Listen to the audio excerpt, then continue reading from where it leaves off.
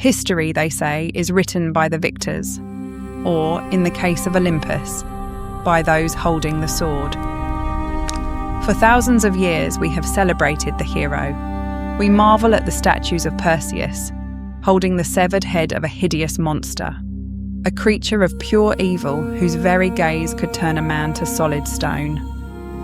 But when you strip away the golden parchment of Greek mythology, you don't find heroism. You find the stench of blood and absolute hypocrisy. Today, we are not listening to the hero's song.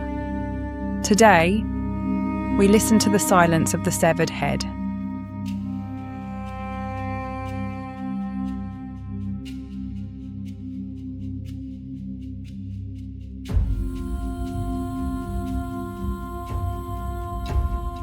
Before she was a nightmare, Medusa was a mortal.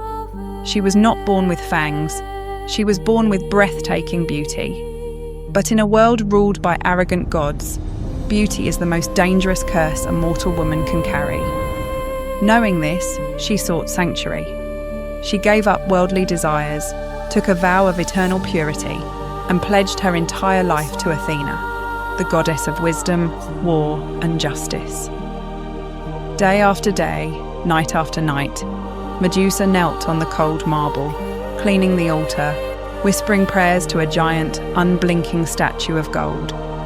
She believed her devotion would protect her. She believed the temple was safe. She was wrong. The sea does not knock. It does not ask for permission. The sea simply devours.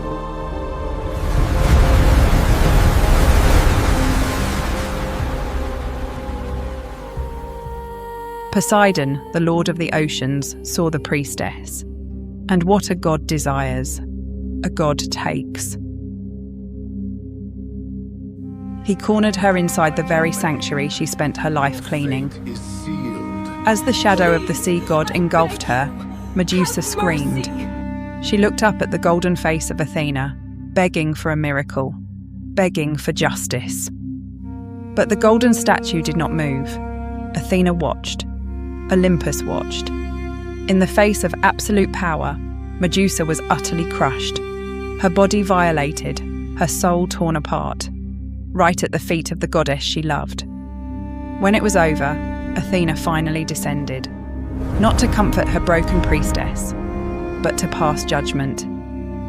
You see, in the political game of the gods, you do not declare war on your uncle, the powerful god of the sea. You punish the collateral damage.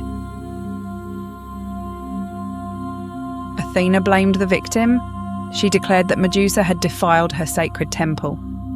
Medusa's radiant hair was painfully twisted into a writhing nest of venomous vipers. Her skin turned to ash, and her eyes, those weeping, desperate eyes, were cursed. Anyone who looked into them would instantly turn to solid stone. They called her a monster. They banished her to the edge of the world. But let us pause and think about this curse. Was it merely a cruel punishment, or was it the ultimate armour? The fangs were a warning to predators, and the petrifying gaze, it was a trauma response.